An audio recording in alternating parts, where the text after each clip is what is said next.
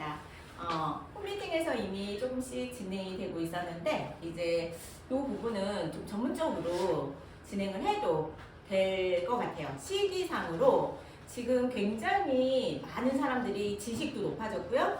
민식도 높아졌고요. 굉장히 그 수준이 높아졌어요. 그래서 그 수준에 맞는 우리가 그에 걸맞는 이러한 지식과 그리고 이러한 또 컨셉으로 사람들에게 좀 세포를 쉽게 다가갈 수 있는 이러한 장을 이제 만들었고 제대로 이해하다 보면 유산화 제품을 왜 먹어야 되는지 굳이 얘기하지 않아도 자부심이 스스로가 느껴지는 부분이거든요.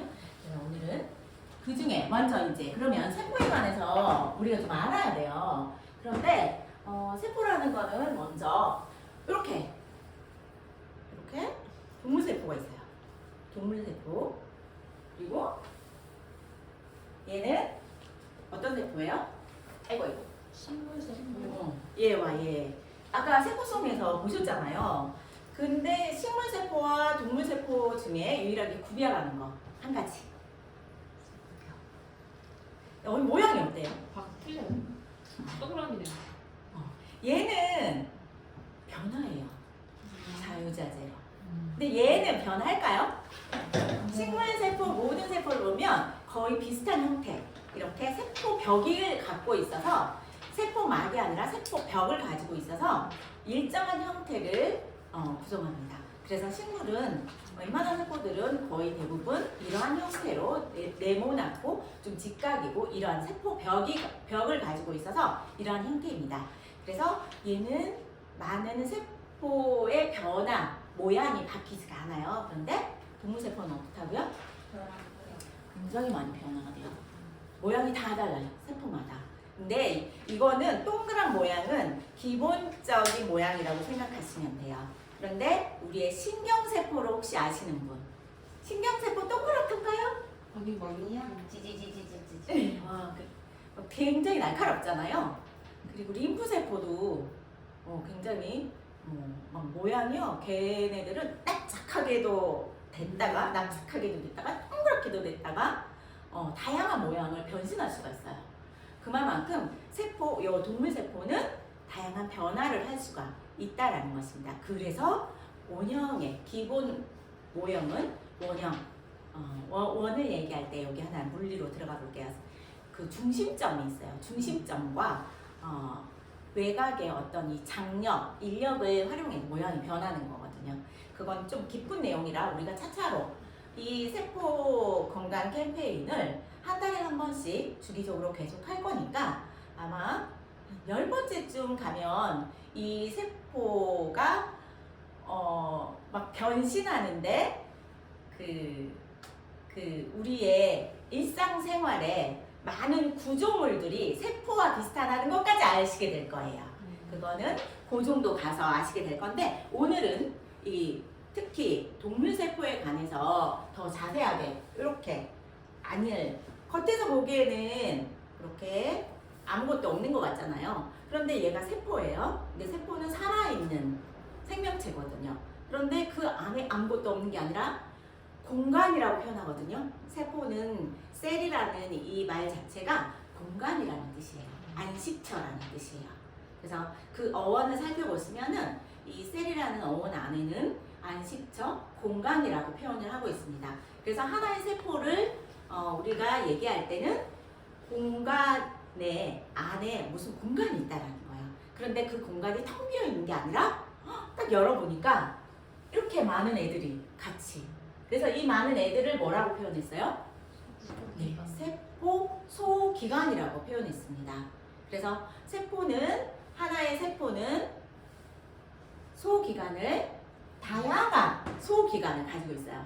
한 개만 있는 게 아니라 이거는 그러면 그거부터 하나씩 좀 짚어볼게요. 얘는 뭐예요? 네, 핵입니다. 이 안에 뭐가 들어있죠? 핵 안에는 DNA 유전자, 오늘 할 유전자가 들어있어요. 그래서 이 핵이 들어있고 또 뭐가 들어있어요? 이런 모양을 뭐라고 하냐면 소포체라고 합니다. 그냥 오늘은 이름만. 그리고 이렇게 생긴 모양을 뭐라고 하죠? 좀 애벌레처럼 생긴. 미토콘드리아. 네, 얘가 미토콘드리아입니다. 그리고 얘가 중심체입니다. 그리고 이런 모양이 골지체. 그리고 이렇게 조그만 요런 동글동글한 이런 모양을 리보솜이라고 해요. 동글동글한. 그리고 또 다른 작은 또 이런 모양을 리소솜이라고 해요. 이름이 다 다르니 하는 역할도 다릅니다. 네, 그래서 오늘은 세포의 안에는 우리가 꼭 알고 가셔야 되는 건 세포는 하나의 공간이다. 공간이다라면 뭐가 경계가 있다라는 거예요. 그래서 아까 그 최영자 리더님이 맞추신 답이 뭐였어요? 네, 세포막. 구별을 외부와 내부를 분명하게 구별하는 막이 존재한다는 거예요. 그래서 그 내부에는 이러한 것들이 존재합니다. 하나씩이 아니라 굉장히 많은 양이 꽉 밀도 있게 꽉 차 있어요. 그래서 사람마다 이게 몇 개씩 들어있고 이런 거는 몰라요. 각자 자기 나름 자기 이 인체 전체와 비율에 맞게 들어있어요. 그런데 대략 오늘 알 요 안에 뭐가 들어있더라고요? 유전자. 네, 유전자가 들어있습니다. 하나의 세포에 유전자가 한 25,000개 정도 들어있어요. 네. 그래서 최근에 그 유전자 분석 그 끝났죠? 그 프로젝트 이름이 뭐였더라? 유전자 이름이 뭐였죠? 그 무슨 프로젝트였는데 빨리 검색 한번 해봐요. 유전자의 비밀을 밝힌다고 모든 유전자의 그 정보 그거 프로젝트가 끝났어요 이미. 그래서 그게 뭐죠?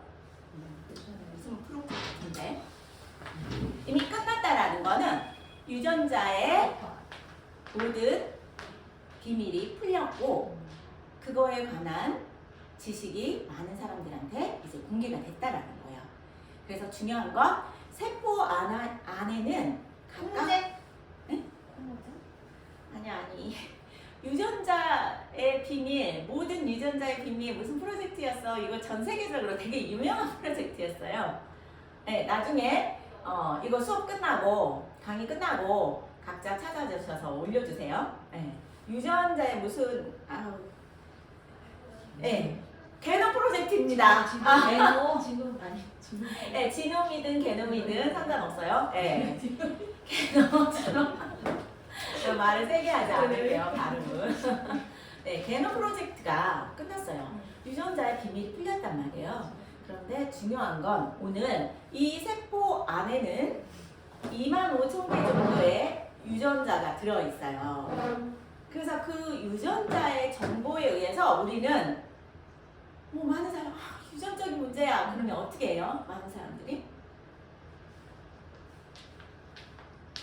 내가 아파. 내가 심하게 심장이 안 좋아. 그런데 그게 유전적인 문제래. 그걸 딱 들으면 못 고친다고. 대부분 사람들이 운명이구나. 이건 어떻게 할 수가 없구나. 내가 뭐 해야 할 방법이 없구나. 그렇게 많이들 알고 있었어요. 왜? 유전자는 변하지 않는 거니까. 그리고 유전자를 변형할 수는 없으니까. 그래서 최근에 유전자를 변형하고 싶어서 유전자를 잘라내고 다시 이어붙이고 하는 유전자 변형 기술. 가장 대표적인 게 뭐였어요? 콩. 지금 무슨 콩이죠? 유전자 변이 콩. 이런 모든 것들은 인위적으로 유전자를 가위로 자르달라고 표현을 하거든요. 실질적으로 그렇게 해서 이걸 다시 재세팅을 하는 거예요. 그런 방법을 시도를 했고 그러한 방법으로 많은 연구를 지금 하고 있고 성공한 것도 있고 실패한 것도 있어요. 왜 그렇게 했겠어요? 왜 그 방법을 썼겠어요? 유전자 자체는 어떻게 할 수가 없으니까. 그러면 인간이 좀 개입을 해서 과학이 개입을 해서 그렇게 변화를 시킨다라면 만약에 그 유전 정보 중에 질병의 유전자를 없애버리고 그러면 질병이 안 걸릴 것이다 라는 네, 그것도 성공 케이스도 있기는 해요. 그런데 최근에 오늘 이제 제가 여러분들에게 많은 좀 지식을 좀 드리고 싶은 정보가 이거예요. 네. 지금까지 유전자는 변할 수 없다. 유전자는 변형할 수 없다. 이게 보통의 유전학이었어요. 그 기존의 유전학이었죠. 그런데 최근에 유전자가 변해. 그리고 운명이 아니야. 이러한 말을 천천히 이러한 그 과학자들이 이런 부분을 연구를 하면서 논문을 발표해도 기존 세력과 많은 대립이 있었겠죠. 하지만 이게 이제는 정립이 됐습니다. 이쪽 분야가 바로 후성유전학이라는 분야예요. 후성유전학.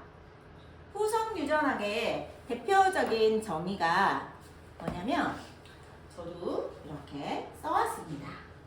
좀 읽어드릴게요.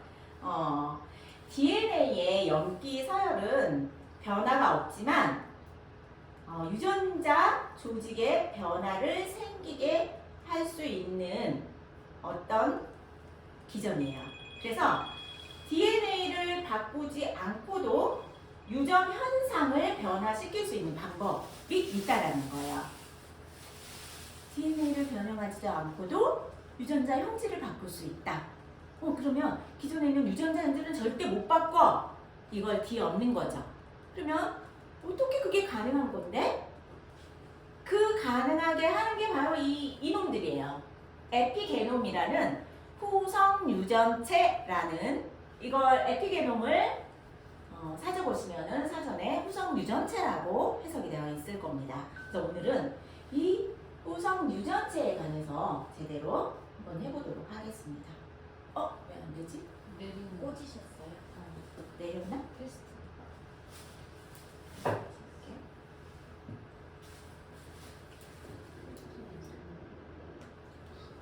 이게 저기 됐나 보네? 안 돼요? 응. 좀 전에 됐어요. 클릭 한번 해보세요. 클릭하고 다시. 이걸 끄고 설명할게요.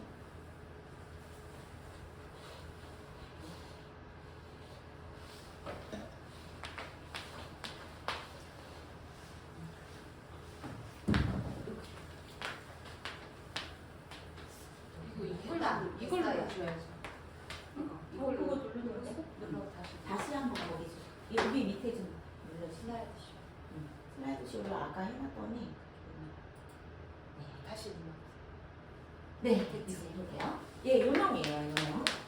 우리가 오늘 좀 심도 있게 팔 놈이 바로 이 놈입니다. 유전자 변형을 할 수가 있는데 DNA를 손상시키지 않고도 할 수 있는 방법. 그래서 유전자를 살리기도 하고 죽이기도 하는 어떤 비밀의 이 유령 같은 놈을 이제 밝혀냈거든요. 그래서 어떤 기전이냐? 이제 여기 보시면은 DNA 쪽이 어디예요? 지금 여기서 보시면 파란색과 지금 빨간색 보이시죠? 이렇게 일자로. 요 부분이 염색체 부분이에요. 그래서 여기 안에 DNA들이 지금 있거든요. 그런데 그 바깥쪽에 노란색에 뭐가 보이죠? 연결된. 네.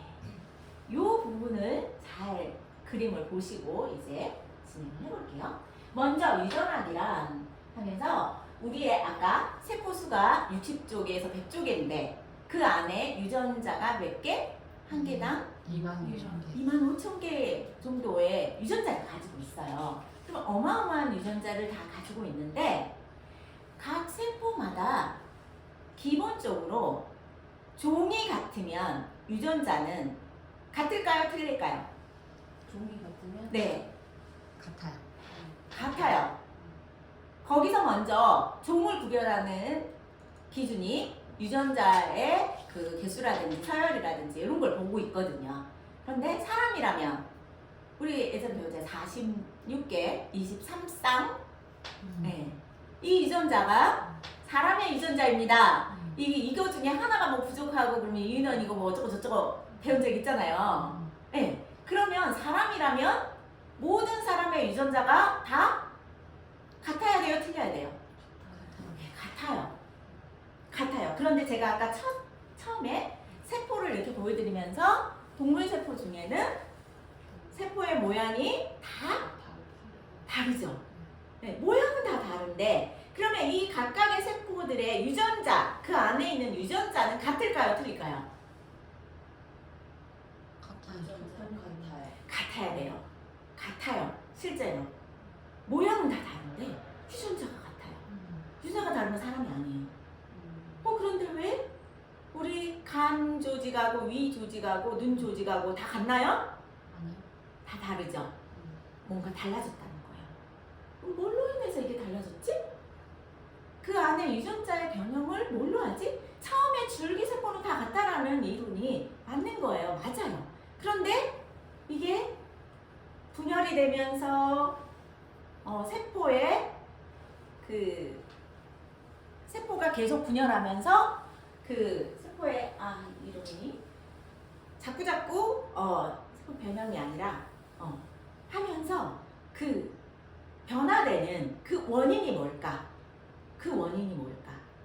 그러면 제가 여기서 한마디만 물어볼게요. 예전에 그런 얘기 들었죠. 장애가 없어요. 우뇌밖에 없어요. 그런데 그 사람의 우뇌밖에 없는데 장애 역할을 하는 어떤 기전이 발견된 거예요. 그거 기적일까요? 아니요, 원래 있었던 발달한 거예요. 그 발달을 어떻게 했느냐? 그게 밝혀진 거예요. 그건 기적이 아니라 봐봐요. 장애와 우뇌의 유전자는 같을까요? 틀릴까요? 같아요. 그러면 유전자는 같은데 장애는 장애 역할을 하고 우뇌는 우뇌 역할을 해요. 그게 뭘까? 그걸 하게 만든 얘네들이 뭘까? 바로 아까 처음에 제목 에피게놈 후성 유전체들이었어요. 네, 후성 유전체들이었어요. 그걸 지금 알려고 하는 거예요. 그래서 유전자가 모든 걸 결정하는 게 아니라 장애는 장애 역할만 해야 되고 우뇌는 우뇌 역할만 해야 되는데 너무나 우리 인체는 사실 굉장히 복잡계거든요. 그런데 우리 인체가 세포와 서로 소통을 하면서 얘는 우뇌밖에 없는데 장애 역할을 자꾸 하려고 하네? 그러면 어떻게 하면 장애 역할을 하게 해주지? 뭐가 있다라는 거예요. 그게 뭘까? 네. 그래서 에스텔로 마넬 박사는 유전학자거든요. 그런데 이 후성 유전에 관한 실질적인 임상을 하면서 이걸 밝혀냈어요. 그래서 후성 유전이라는 것은 지금 아까 말했던 유전자는 변하지 않지만 누구나 우리가 어떤 세포든 사람이라면 유전자는 다 같지만 각각 하는 역할을 다르게 할 수 있는 무언가, 그 무언가가 도대체 어떤 존재인가, 그걸 밝혀낸 학문이 후성 유전학입니다. 그래서 걔네들이 바로 우리의 유전자 위에 아까 염색체가 있고 그 위에 노란색으로 뭔가 중간중간 있었잖아요. 그런 부분들을 후성 유전체 독특한 존재, 얘네들이 있고 없고에 따라 얘네들이 다 존재하는데 어떤 유전자에는 달라붙어 있고 어떤 유전자에는 달라붙어 있지 않는 거예요. 똑같은 유전자인데. 그런데 이 후성 유전자가 거꾸로 여기에 달라붙어 있고 이쪽에 달라붙어 있지 않아. 그러면 정반대의 일이 벌어지고 있는 거예요. 예를 들어서 회색지가 태어나야 돼. 까만색이었는데. 그런데 그 회색지는 태어나면 안 되는 거예요. 까만색이었으니까. 그런데 그 유전자는 똑같아. 쌍둥이를 가지고 다 이 실험을 해봤거든요. 해봤더니 그 검정 쥐 그리고 똑같은 사람 유전자 다 똑같은 애들을 쌍둥이라고 하잖아요. 그런데 나중에 회색지로 태어나는 거는 어떤 거였나? 까만 지로 붙어 있어야 할 이 후성 유전체 어떤 물질이 여기 없는 거예요. 안 붙어 있는 거예요. 그랬더니 회색지로 태어난 거예요. 근데 어김없이 그 유전자 위에 어떤 이 물질, 에피게놈이라는 이 물질 중에 얘가 딱 붙어 있어. 걔는 까만색이었던 거야. 그런데 놀랍게 이게 있어요. 태어난 건 그렇다 친다고 해도 똑같은 쌍둥이로 이제 태어나고 나서 우리는 단순히 환경과 어떤 그런 걸로 두 사람이 달라진다라고 이렇게는 어렴풋이 알고 있었어요. 근데 그게 과학적으로 어떻게 증명이 됐냐? 똑같은 유전자인데 그 사람의 생활 습관이라든지 특히 먹는 습관에 의해서 쌍둥이가 모습이 달라지고 그리고 질병에 걸리고 안 걸리고. 그러니까 쌍둥이 A는 심장병에 걸렸는데 쌍둥이 B는 심장병에 걸리지 않았어요. 그런데 쌍둥이 A 심장병에 걸린 이 사람의 주요 먹거리는 인스턴트에다가 우리가 알고 있는 건강하지 못한 식단이었어요. 그런데 쌍둥이 B는 건강한 식단이었어요. 그래서 유전자는 같은데 유전자의 문제였다라면 둘 다 심장병에 걸리든 둘 다 건강하든 이래야 돼요. 근데 시간이 지나면서 달라진 거예요. 왜? 그런데 심장병에 걸리게끔 하는 유전자는 유전자 자체가 다른 게 아니라 뭔가 변형이 된 거예요. 봤더니 가장 큰 영향을 주는 게 바로 그 달라붙어 있는 에피게놈 후성 유전체 얘였어요. 근데 얘가 지금 무엇에 의해서 달라진 거예요? 식단. 네, 식단이었어요. 먹는 거에 의해서. 그래서 이 후성 유전체의 존재는 어떤 애들한테 영향을 가장 많이 받냐면 바로 먹는 거였어요. 우리 먹는 거 안에는 세포가 받아들여서 뭘로 써야 돼요? 에너지를 쓰고 거기에 대응하는 수많은 영양소가 각각의 역할을 해야 돼요. 그런데 그 영양소 중에 이 유전자에 관련된 후성 유전체에 관련된 영양소가 만약에 부족하다면 다른 일이 벌어지는 거예요. 그 유전자 안에서. 이걸 뭐라고 표현하냐면 스위치를 켜고 끈다라고 표현을 했어요. 네. 후성 유전체가 스위치란 말이에요. 얘가 스위치야. 그런데 이 스위치를 나는 지금 이 스위치가 달라붙어 있으면 켜져 있으면 달라붙으면 켜지는 거거든요.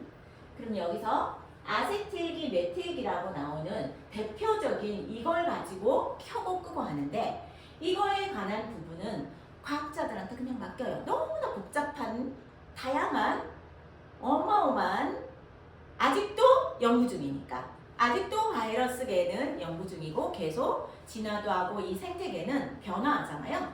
그런데 기본적인 기본을 알으라는 거예요. 어떤 원리인지. 그랬더니 요게 켜고 끄고 하는 여기에 관여되는 영양 물질이 있다라는 겁니다. 네.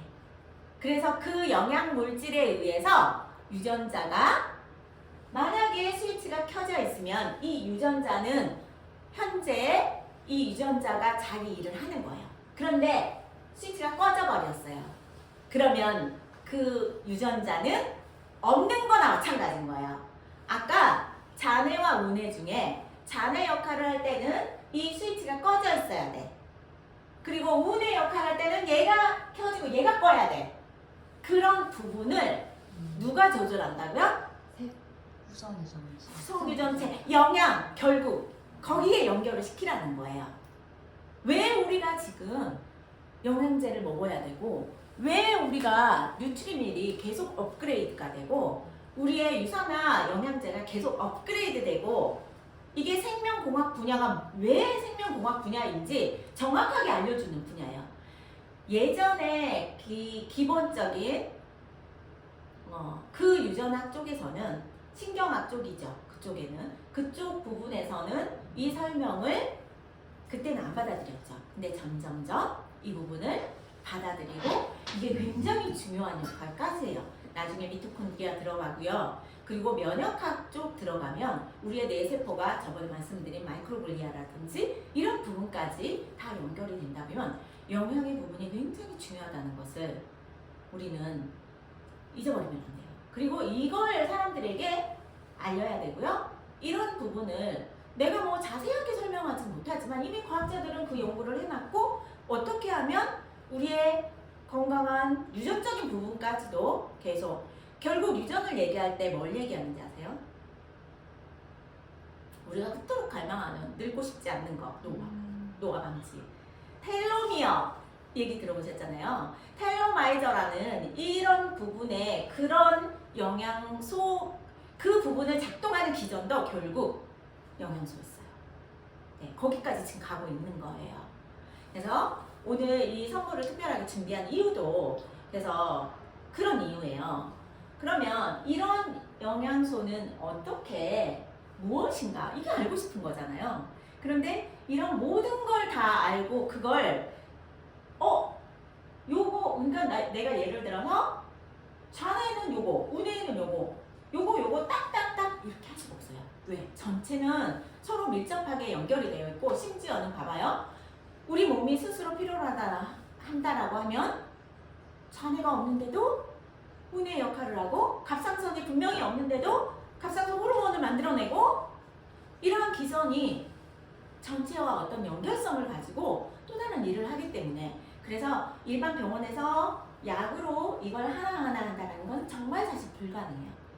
전체에 맡겨야 되는 거예요. 기다리는 전화만 네. 그래서 인지는 사실 생태계 일부, 생태계라는 것은 뭐예요? 우리의 지구 전체, 생명이 있는 이 생태계의 일부로서 거기에다가 유전자와 자연과 복잡한 상호작용을 하는 거예요. 그 중에 이 유전자와 상호작용을 하는 건 누구라고요?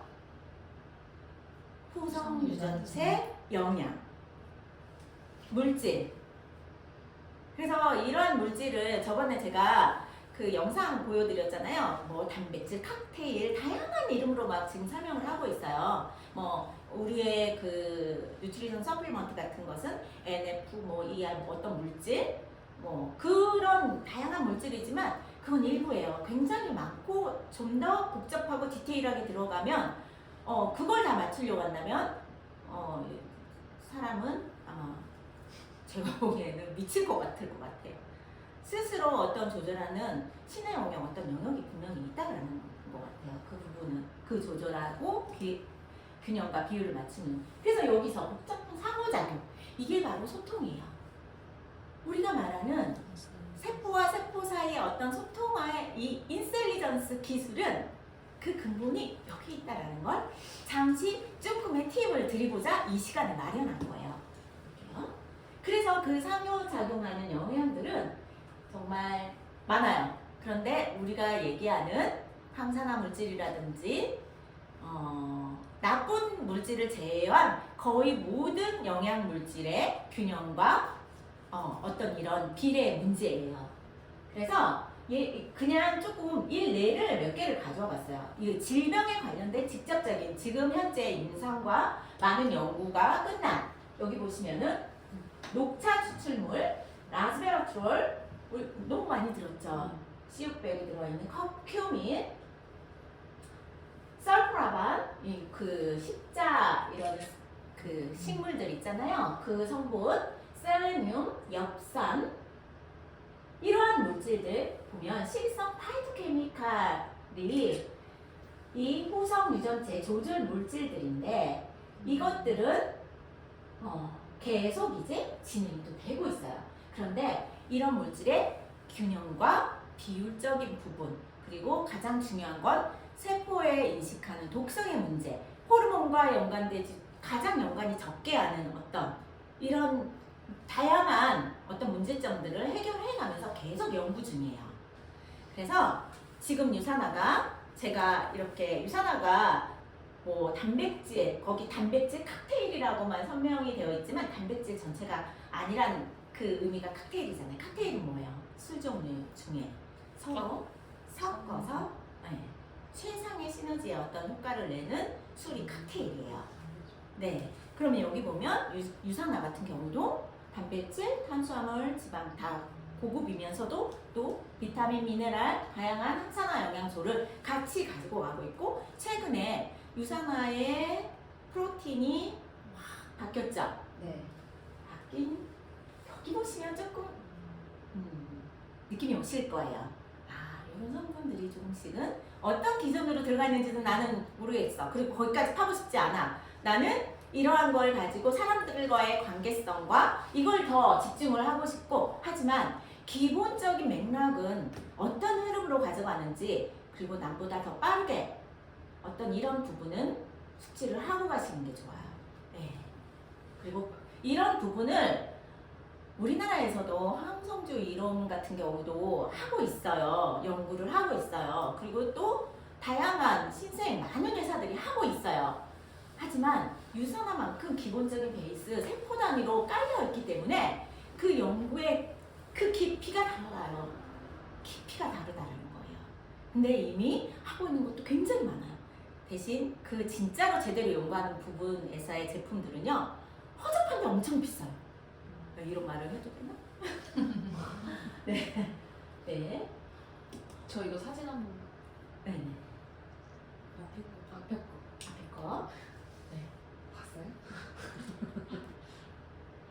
그리고 유산화의 서플리먼트 6판 있잖아요. 네. 6판에 후속 유전체에 관한 부분 엄청 많이 나왔어요. 거기에 뭐 미토콘드리아도. 그래서 이번에 장정우 리더가 그 책을 안 네. 주더라고요. 거기에 급하게 이것만 뽑아가지고 했는데 네 이렇게 그래서 유전자는 생태계입니다. 누구와 가장 1차적인 소통을 하는 후성 유전체 후성 유전체의 영양 물질과 외부와 이제 이런 부분을 이제 스위치를 켜다 끄다라는 아주 쉬운 용어로 우리가 알아봤고요. 그래서 이 생명의 협주라고 이미 타임즈라든지 이런 부분에 이 부분은 논문으로 다 밝혀진 부분들이에요. 이제 쭉 가볼게요. 그래서 유전자가 모든 걸 결정하는 게 아니라 누가 관여한다고요? 에피게놈, 후성 유전체 그거의 근본적인 물질을 또 봤더니 영양소와 밀접한 관련이 있다. 네, 지금 이렇게 가고 있는 거 맞나? 왜 거꾸로 가고 가고 있어요? 있어요. 네. 계속 거꾸로. 여기다. 네, 이제 우리가 그래서 유산화의 제품이 내가 일반적인 직접적으로 만들어서 어디서 공수해서 드셔도 돼요. 하지만 그걸 완벽하게 나 정말 과학자들이 밝혀낸 걸 다 제대로 하고 싶다면 유산화의 과학을 한번 믿어보세요. 유산화는 지금 여기 연구에만 돈을 엄청나게 쓰고 있는 회사예요. 전 세계적으로 그 연구 R&D 연구 개발 팀을 자체적으로 갖고 있는 회사는 없어요. 네, 한두 명의 뭐 연구진이라든지 아니면 협업의 관계로 의해서 하지만 유산화는 전 세계 각 연구소랑 다 연결이 되어 있으면서 자체적인 연구를 계속적으로 업그레이드를 해나가는 회사입니다. 그래서 이렇게 계속 거꾸로. 왜 이렇게 되지? 밑에 거. 밑에 거. 네, 이제는 그러면 이걸 더 효과적으로 우리가 가장 잘해주고 싶은 존재가 누구예요? 임산부. 아니 애기야. 가족. 나이기도 한데 모성애의 위대함은 바로 자기 내리사랑으로 자기 자식에게 관한 어떤 일은 다 해주고 싶은 거예요. 그랬었을 때 이 사실을 꼭 아셔야 돼요. 이 분명히 영양의 물질이 유전과의 관련이 있다? 그러면 나의 유전자가 대물림 되는 거는 결국 어떤 임신을 해야 되고 네, 자식을 낳아야지 내 유전자가 대물림 되는 거죠. 그리고 나도 누군가의 유전자에 의해서 대물림이 되어온 존재예요. 그러면 나를 더 정확하게 알고 싶고, 그럼 나를 좀 더 잘 관리해서 더 잘 살고 싶고, 나는 더 내 자식에게 더 나은 것을 대물림 해주고 싶을 때 아셔야 돼요. 이 부분은. 그래서 오늘 요 마트로시카라는 요걸 가지고 한번 요 부분, 우리가 왜 유전자가 대물림 되었을 때 어떤 일이 벌어지는지 요걸 알려드리도록 할게요. 여기 보면 민감기 효과라고 표현을 했어요. 이 후성 유전체가 환경의 영향을 받는 거거든요. 그래서 후성 유전체가 환경의 영향에 유독 예민하게 반응하는 시기가 있다라고 비그렌 박사는 이 민감기 효과라고 명명을 하면서 이때는 특히 조심해야 된다. 왜? 예민하니까. 나의 유전자가 그대로 내 책임이야. 빼도 박도 못하는. 그리고 원인을 알 수가 있어요. 나의 존재에 대해서 내가 지금 왜 이런 지금 상황을 겪고 있는지. 그때가 바로 여자로서는 임신기. 왜? 세포가 새로 만들어지고 유전자가 이동이 될 때가 언제예요? 임신을 해. 남자하고 여자가 만나야 되죠. 여자는 그때예요. 그러면 임신을 하기 전에 임신이 가능하게끔 하는 유전자를 가지고 있는 성유전자와 우리가 세포 분열을 할 때 세포 분열은 두 가지 종류가 있는 거 아시죠? 감수 분열하고 생식기 분열. 분열이 아예 우리가 보통의 세포하고 생식기 세포하고는 분열 자체가 달라요. 그래서 이 생식기 세포를 가지고 있어야지 우리 유전자하고는 얘기를 할 수가 있어요. 일반적인 거. 먼저 최초로 시작할 때는 최초로 시작할 때 바로 언제 정자와 남자가 만날 때. 근데 그 이전에 여자로서 남자가 없다면, 남자가 없으면 정자가 아무리 돌아도 안 돼요. 안 되죠. 그러면 남자가 만들어지는 그 첫 번째 시기가 언제냐? 생리? 언제? 태어나서. 언제예요? 태아. 뱃속에. 이거 그러면 이 두 개 나와서 하나는 드릴 수 있겠다. 언제? 내가 말했잖아. 우리는 안 돼. 난 완전 되잖아.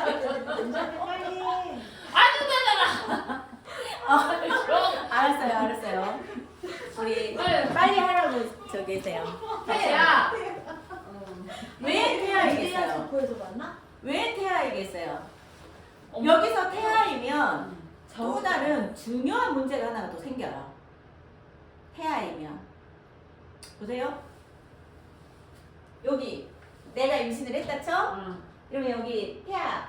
이거 하필 유자네? 감사하게도 여자네?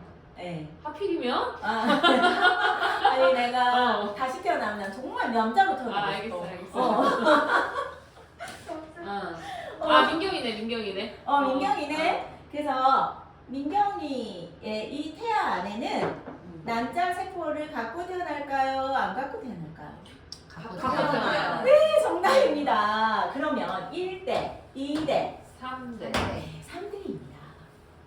이미 나로 인해서 나의 태아에게만 영향을 주는 게 아니라 사실 누구에게까지? 네, 그 손자까지도 영향을 줍니다. 네, 그래서 제가 이걸 가져오라고 하신 거예요. 보세요. 이게 딱 3개를 넣을게요. 나 이걸로 지금 샘플을 하려고 했는데 네, 3개만 넣어주세요. 이거 사진 찍어주세요. 3개만 넣어주세요. 네. 요 마트로시카 러시아 인형이잖아요. 이 인형이 도대체 이런 인형을 왜 만들었을까? 근데 이 설명을 하기 위해서 만들었지 않았을까 싶어서 제가 이 러시아에서 산 인형을 공수해 왔습니다. 저희 진미 리더님의 따님께서 러시아에서 산 건데, 네, 여기 보세요. 임신을 했어요. 그럼 누가 있어요? 딸. 네, 딸이 있습니다. 그럼 벌써 딸이 이렇게 내가 있고요. 내가 존재하고요. 그리고 딸이 있어요. 그런데 딸이 이 태아야. 태아임에도 불구하고 이 태아 안에는 여자아이거든요. 그러면 그 여자아이의 자궁 안에 그리고 난소 안에 누가 들어있어요? 네, 난포세포 난자가 들어있어요. 태아인데. 그래서 여기에서 이미 난포세포가 그래서 여자의 난포세포는 이미 처음부터 개수가 정해져 있다. 정해져 있다. 그래서 제일 중요한 시기가 내가 임신했을 때 누구까지? 손녀. 네, 손녀 3대까지. 3대까지 영향을 준다라는 걸 잊지 마세요. 이게 어떤 이유냐면 보세요. 아까 그래서 이렇게 영향을 다 받고 있는 거예요. 그러면 후성 유전체 아까 영양 물질이 있잖아요. 예를 들어 볼게요. 내가 임신을 했어요. 그래서 다시 집어넣을게요. 뱃속으로. 뱃속으로 집어넣었어요. 임신했어요. 그러면 임신했을 때 태아는 외부의 환경에 민감하다, 민감하지 않다. 굉장히 민감해요. 네. 그 중에 첫 번째 민감한 게 소리. 그래서 요새 뭐 소리, 아빠의 소리, 이 소리의 영향이 굉장히 크고, 그리고 엄마의 감정 상태, 네, 엄마의 행복감 지수가 굉장히 큰 역할을 하고요. 그리고 또 하나, 외부의 모든 환경을 알 수가 있는 방법이 바로 먹거리, 영양 상태였어요. 그래서 태아는 사실 외부의 음식을 통해서 일기예보를 듣는 거예요. 일기예보 뭐예요? 미리 내가 우산을 준비할지, 내가 외투를 준비할지, 얇은 옷을 준비할지 미리 태아는 일기예보를 계속 뭘 통해서 듣는다고요? 음식을 통해서 듣는 거예요. 예를 들어볼게요. 엄마가 그 상황이 하필이면 전쟁이었어. 전쟁. 그럼 못 먹어. 그러면 그 엄마의 그 전쟁의 상황에서는 어떻게 인식하겠어요? 모든 영양소 하나라도 바뀌어야 돼요. 전략 시스템으로 딱 바뀌어요. 그러면은 내가 옥수수 하나를 먹어도 그 옥수수를 그 배출시키지 않고 그 영양소를 다 어떻게 하겠어요? 저장하는 모드로 싹 바뀌어요. 그게 누구한테 전달된다고요? 태아한테 전달돼요. 그리고 그 태아가 여자이면 누구한테 또 전달해요? 손녀에게. 그래서 기본적인 모드는 그때 그 할머니의 그때 시대적 배경 중에 이 먹거리가 어떤 환경이었느냐에 따라 가장 먼저 기본적인 후성 유전체의 배경, 내가 우산을 준비해야겠구나 라고 준비를 하고 이제 태아가 나와요. 그런데 나와봤더니 전쟁이 끝났어. 그리고 엄청나게 갑자기 잘 사라졌어. 그래가지고 거기다가 잘 사는 게 우리가 지금 잘 산다는 표현이 좀 묘한데 인스턴트가 갑자기 들어온 그런 저기가 되어버린 거예요. 그러면 그 태아는 정말 전략을 하면서 모든 걸 축적시키는 그 시스템이었는데 이제 태어나 보니 맨 고지방에다가 그런 먹거리고 그걸 먹어요. 그러면 그 아이는 계속 축적해?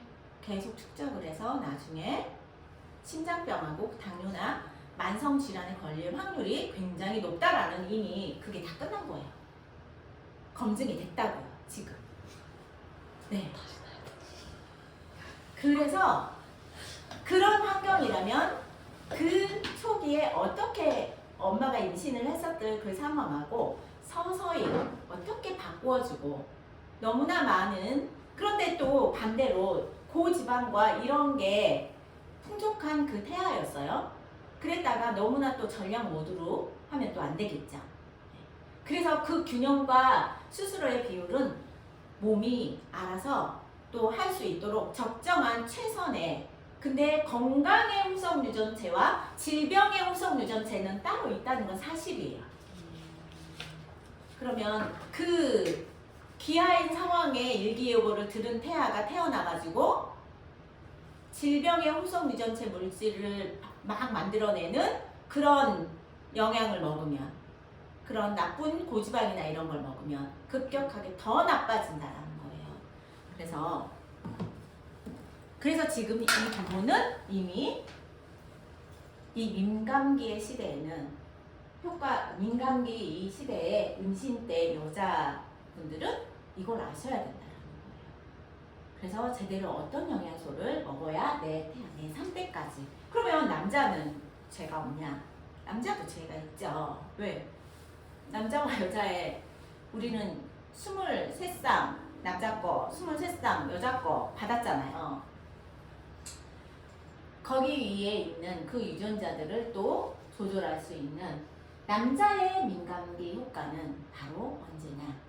남자가 태어나면서 남자의 정자가 만들어져요? 아니요. 남자는 이때예요. 언제? 언제인 것 같아? 아니 저기지 몇 살? 네. 난 들어서 아는데 몇 살일 것 같아요? 몇 살 정도? 정자가 나올 때가 언제야? 사춘기? 그 사춘기를 우리가 뭐라고 하냐면 2차 성징, 호르몬 변화가 생길 때 그걸 사춘기라고 하잖아요. 바로 2차 성징이 시작되는 남성 호르몬이 많아지면서 정자를 만들어내는 시기잖아요. 그 시기예요. 네. 그래서 남자는 이제 정자를 만들어내는 시기 이때는 정말 조심해요. 저는 우리 준석이한테 이걸 설명을 해줬어요. 그래서 과일을 먹는지 언제인지는 모르겠지만 좌우간 그것 때문은 아닌 것 같아요. 내가 지금이다 하고 설명을 했으니까 뭔가 변화가 있으니까 그리고 해야 되니까 아직 정확히 정자는 나오진 않아요. 하지만 미리미리 계속 알려주고 있거든요. 네. 그래서 남자의 민감한 시기는 이때입니다. 그래서 우리는 유전자의 주인이에요, 사실은. 유전자가 우리 주인이 아니라는 거예요. 내가 무엇을 먹고 어떻게 하느냐에 따라, 내 습관을 어떻게 하느냐에 따라 우리는 바꿔갈 수 있다는 거예요. 그런데 그게 몇 대까지? 3대까지. 네. 아주 직접적으로 영향을 준다는 거예요. 그래서 매 순간 생명을 선택할 수 있는 권한이 우리한테 있다라는 거. 그래서 이 후성 유전체가 질병을 불러올지, 내가 건강함을 선택할지, 그걸 제대로. 그래서 질병을 불러올 그 영양 물질은 바로 질병 불러올 후성 유전체에 영향을 줘요. 그럼 유전자가 그렇게 작동을 해요. 네, 그래서 오늘은 여기까지 하고, 네, 우리가 또 되게 그래도 빨리 끝났네요. 네, 그래서 영양이 왜 중요한지, 유산화의 영양이 왜 위대한지, 네, 우리 모두 많은 사람들에게 널리 알리는 저희 유표 TV 됐으면 좋겠습니다. 유표 세포 건강 캠페인 연속 마시도록